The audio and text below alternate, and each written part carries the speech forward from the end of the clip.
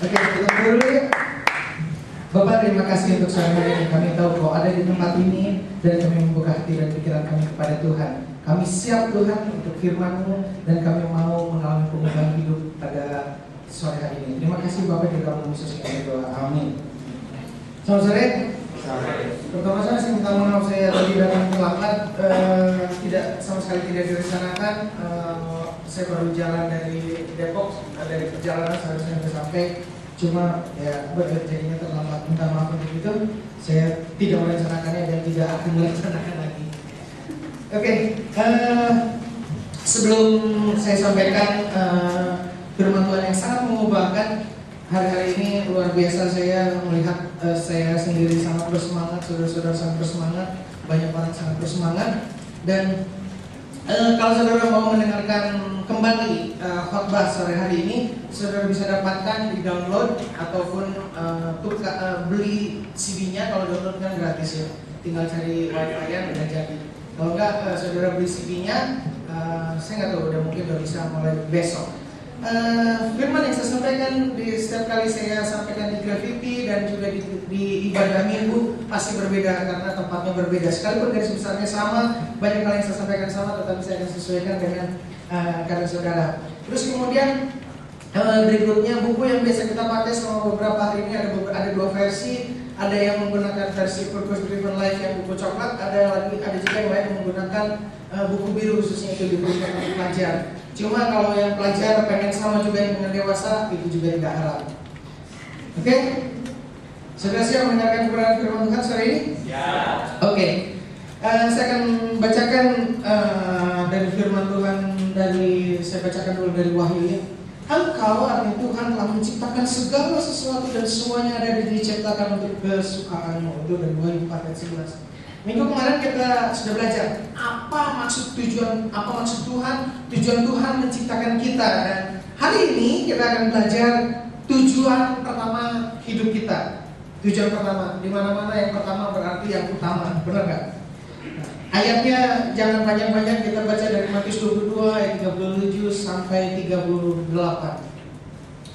Saya bacakan, saudara udah dapat skripnya juga, jadi saudara udah bisa khotbah sebetulnya, udah dapat pembagiannya kan? Ya, Matius 22 37 sampai 38. Jawab Yesus kepadanya, kasihilah Tuhan Allahmu dengan segenap hatimu dan dengan segenap jiwamu dan dengan segenap akal budimu. Kayaknya ada yang kurang ya. Dan dengan segenap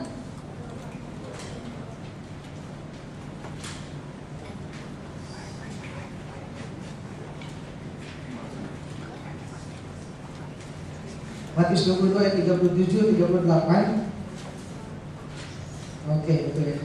Jawab Yesus kepadanya, kasihilah Tuhan Allahmu dengan segenap hatimu dan dengan segenap jiwamu dan dengan segenap akal budimu. Itulah hukum yang terutama dan yang pertama. Jadi disebutkan itu adalah hukum yang terutama dan yang pertama. Ini supaya saudara ngerti apa artinya hukum yang terutama dan yang pertama. Artinya gini, kalau kita nggak mengerti banyak hal yang lain, itu tidak apa-apa. Yang penting ngerti ini. Itu artinya yang terutama. Saudara bilang, Pak, saya nggak ngerti persepuluhan, saya nggak ngerti pengurapan, saya nggak mengerti bagaimana menyembah Tuhan, saya tidak mengerti baptisan, saya tidak mengerti, banyak mengerti, nggak apa-apa. Artinya itu artinya yang terutama. Artinya adalah kalau kita tidak mengerti yang lain, tetapi yang ini dimengerti, itu artinya yang terutama. Oke? Jelas? Jadi nggak apa-apa, Pak, saya nggak ngerti bagaimana cara menyembah Tuhan itu, angkat tangan atau angkat kaki atau apa, itu tidak terlalu penting. Yang menjadi penting itu adalah ini. Itulah hukum yang terutama dan yang pertama. Oke? Terjemahan yang lain itu menyebutkan kasihilah Tuhan Allahmu. Ini adalah perintah yang terutama dan terbesar. Jadi nggak ada hukum yang lain yang lebih daripada ini. Itu firman Tuhan mengatakan. Jadi artinya Tuhan mau bahwa sekalipun kita nggak ngerti hal yang lain, tetapi kita harus jadikan ini yang terutama. Kita harus belajar untuk mengasihi Tuhan. Itu artinya yang terutama dan yang pertama. Semoga hidup kita jadi lempeng.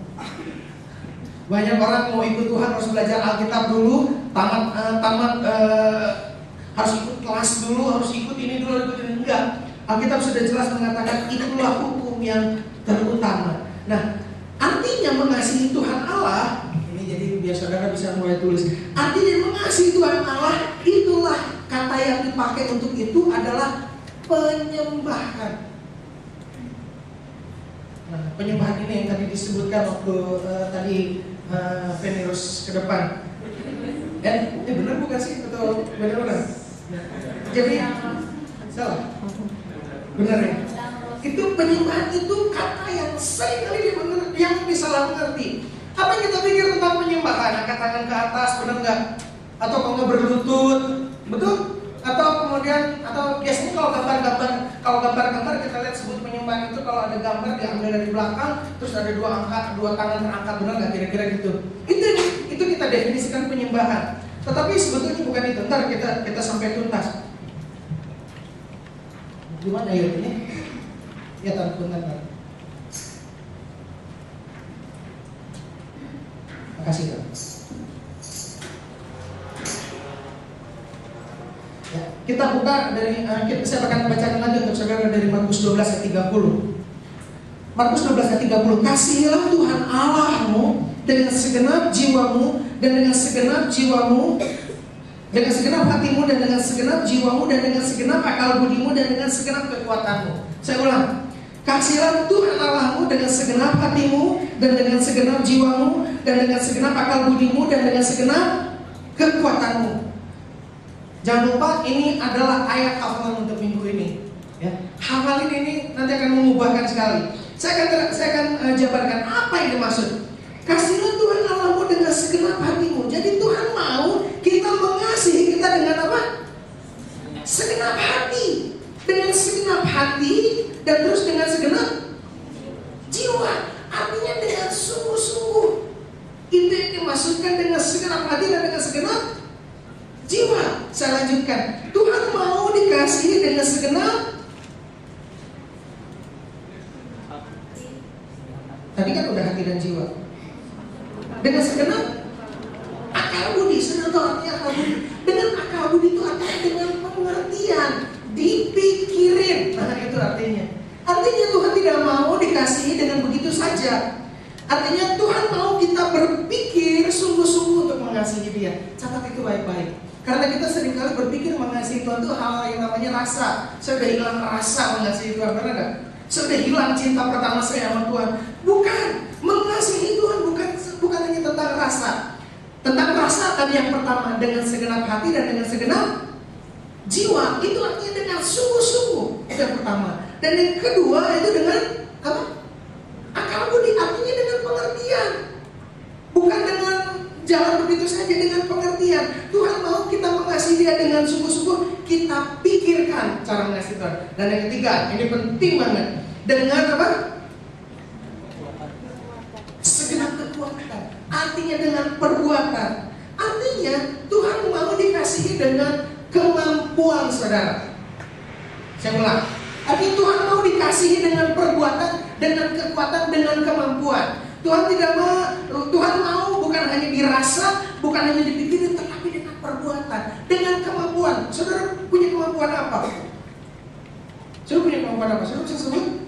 Secukup di dalam hati. Tetapi Tuhan bisa dikasihi dengan kekuatan, dengan kemampuan. Semoga semakin gamblang. Oke? Ayat ini mengubahkan saya sekali. Markus 12 dengan Matius 22 yang tadi. Jadi Bapak Ibu, teman-teman, saudara-saudara. Jadi sekalipun ini adalah hal yang luar biasa. Sekalipun Tuhan menciptakan langit dan bumi, menciptakan seluruh alam semesta, dan juga menciptakan saudara dan saya, tetapi ada hal